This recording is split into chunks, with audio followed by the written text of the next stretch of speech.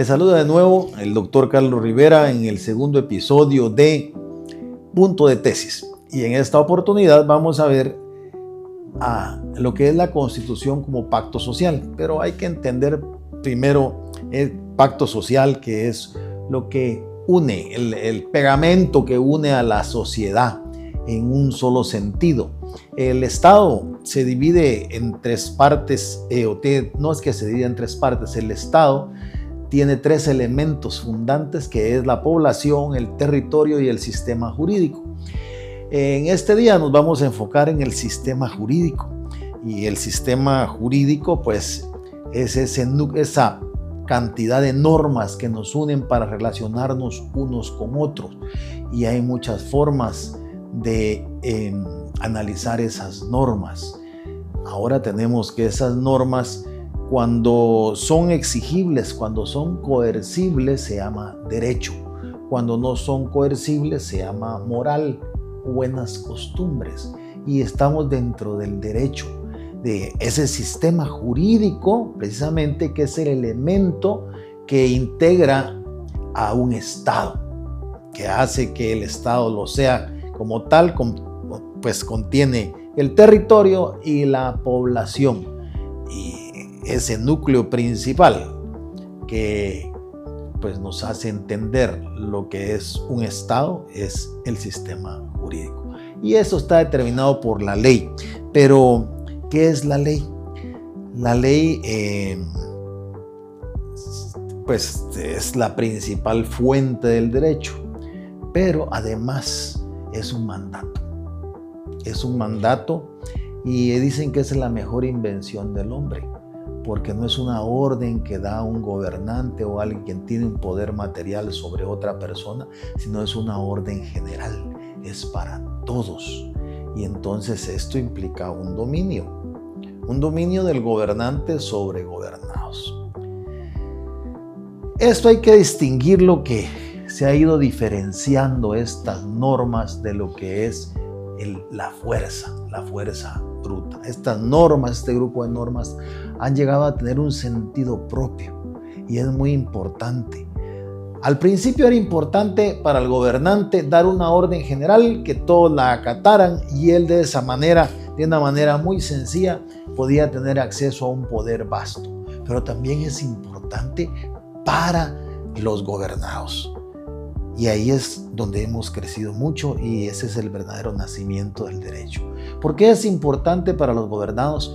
Porque estas normas pues tienen una naturaleza general, universal, coercible, y que tiene que ser igual para todos.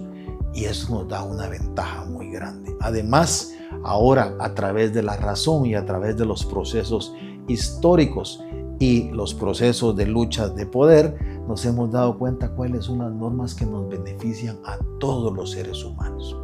Es una historia muy larga, es un tema de filosofía del derecho, y también de antropología, y también de psicología, y también de economía, y casi todas las normas de las ciencias blandas son las que nos llevan a nosotros a colegir cuál es el significado del derecho. Porque dentro de las fuentes del derecho nosotros tenemos como fuentes la costumbre, y algunos dicen la costumbre y la ley. Bueno, pero la costumbre no es la mera costumbre, no mero actos repetitivos, sino, como dicen los romanos en sus textos antiguos, es la costumbre como mera inveterata consuetudo, con la que se le agrega la opinio iuri sive necessitatis, que implica una calificación de esa costumbre, un uso de la razón para establecer que esa costumbre no es un mero acto repetitivo, sino que es algo favorable para la convivencia pacífica, para la cooperación social, y esto pues se toma al nivel de ley.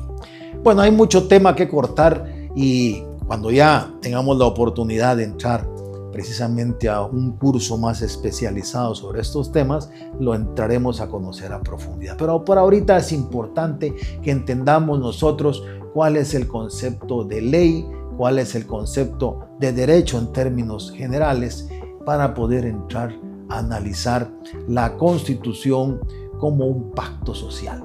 Entonces, el constitucionalismo moderno pues nace con las tres revoluciones. La Revolución Inglesa, que no hacemos mucha alusión generalmente en nuestros textos, pero que también es la primera, y de ahí la Revolución Americana y posteriormente la Revolución Francesa, que es la que a nosotros como guatemaltecos, a través de la transmisión del código de nuestro sistema jurídico, que es el sistema jurídico continental de la época de la codificación de Napoleón, nos influye más. Y esas tres revoluciones inician con el constitucionalismo moderno. Antes, pues, la primera constitución, la Carta Magna del rey Juan Sin Tierra en 1215, pues ya se imaginan ustedes, desde hace bastante tiempo, pero no aporta más que darle a un documento como una protección frente a las decisiones arbitrarias del monarca. En cambio, estos constitucionalismos que nacen a partir de estas revoluciones marcan una diferencia enorme. Pero antes de la Revolución Francesa, hay un personaje que se llama Juan Jacobo Rousseau. Juan Jacobo Rousseau, él escribió una obra que se llama El Contrato Social. Una obra muy corta, muy breve, que los invito a todos a leer y que pues nos dice por qué considera él que existe este pacto social. Obviamente que no es un pacto que cada individuo esté realizando, sino que ya se nace dentro de ese pacto y estamos obligados a cumplirlo, que es ese pacto social al cual estamos nosotros vinculados para poder tener una sociedad que permita desarrollarnos en paz, que permita el respeto de unos a otros y que integra lo que es el derecho, hasta dónde nos podemos mover con nuestra libertad individual dentro de un núcleo social. Ese es el pacto. Obviamente es una teoría, pero es una teoría valedera, una teoría muy importante. Y entonces este pacto, los diversos estados han intentado articularlo. ¿Qué quiere decir? Sabemos que existe el pacto, entonces tenemos que ponerlo en blanco y negro. Tenemos que decir, este es el pacto. Capturar todas esas normas que permiten la convivencia pacífica y social dentro de un estado y ponerlo en una norma escrita. Esa es la Constitución. Obviamente no se parte de cero. Ahí viene la Asamblea Nacional Constituyente, ¿verdad? Que es el que nos va a articular lo que ya existe, va a decir, lo que va a tomar estos son los valores. Esta es la cultura del guatemalteco, por ejemplo, en el caso nuestro. Y lo vamos a poner en una constitución política de la República de Guatemala para que nos rija como norma suprema, como norma máxima. Y eso es una constitución, ¿verdad? Nosotros, nuestra última constituyente, nuestra última Asamblea Nacional Constituyente, pues nos entregó la Constitución de 1985.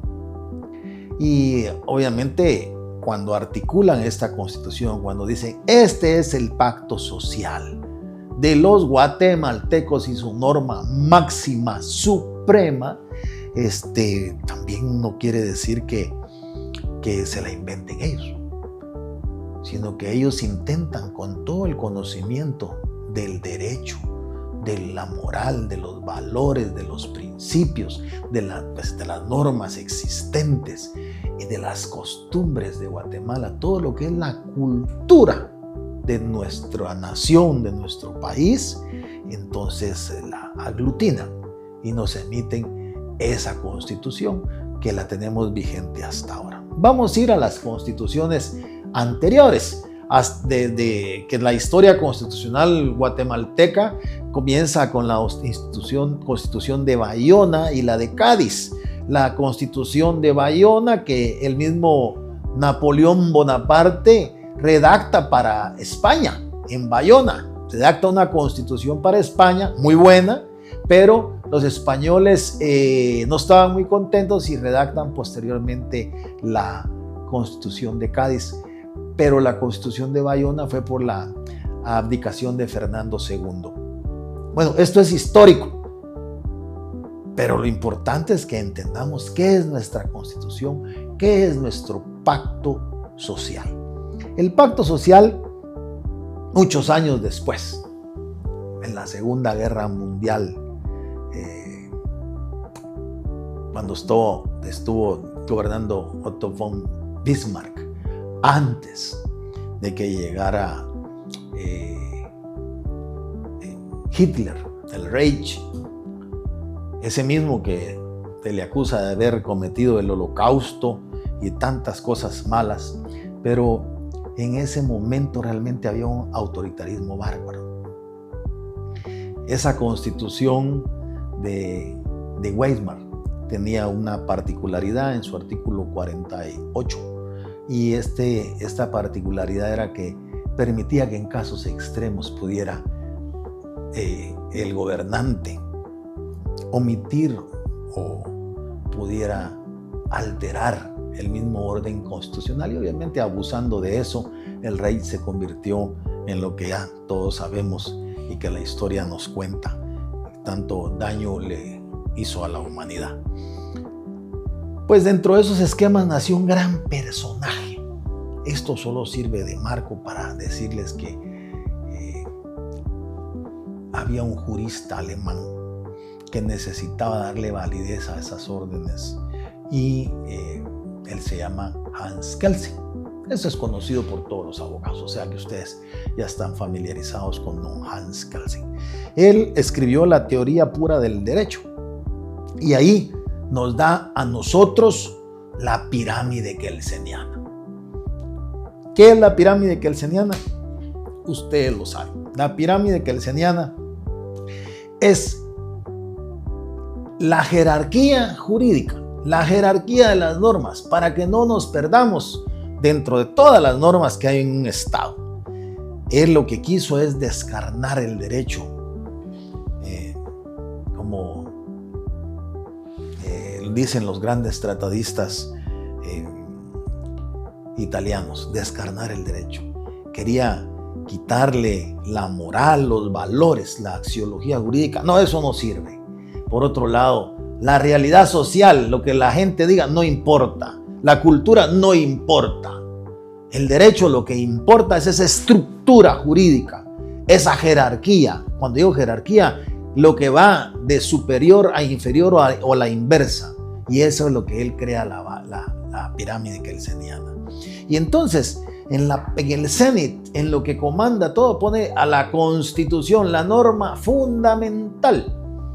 Y abajo pone los tratados internacionales, y abajo pone las leyes ordinarias, y abajo pone los reglamentos, y después pone las circulares, y por último, en una categoría muy especial, las sentencias. No quiere decir que una no tenga valor frente a la otra, sino todo lo contrario. Lo que quiere decir es que una le da validez a la otra.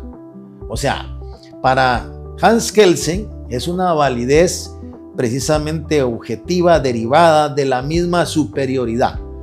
O sea, hay una norma fundamental superior, y esa le da validez a la que le sigue, y la otra le da validez a la que le sigue, y la otra le da validez a la que le sigue.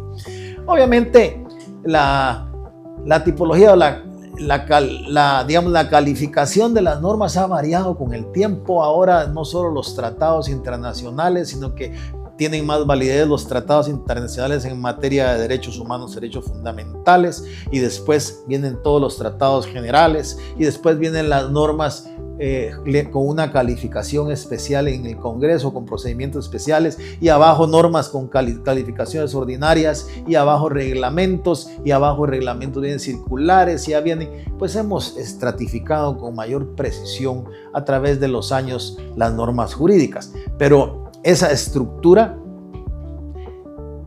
viene a concluir en una sentencia a la larga, porque esto sirve para el funcionamiento del Estado, pero en casos concretos los juzgadores hacen interpretación de las normas para darle justicia a los individuos. Es una calificación aparte, porque si bien es cierto, la norma jurídica integrada, que lo es una sentencia porque es obligatoria, pero ya no tiene esa calidad de ley, sino de sentencia. Es una categoría diferente. Para las personas que están involucradas en el proceso es obligatorio y tienen que tomar en consideración todas esas normas para llegar a una resolución. Pero digamos, en el sistema normativo general, eso es lo que nos ha llevado a poner a la supremacía constitucional con la importancia de vida. Obviamente ha habido muchas críticas porque resulta que a la par de esa estructura,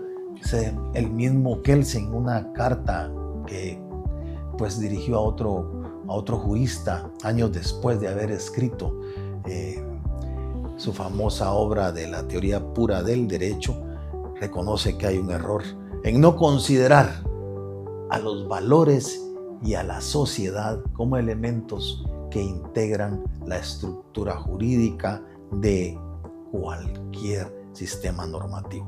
Vamos a dejarla aquí y vamos a seguir en la próxima entrega. Así que atentos.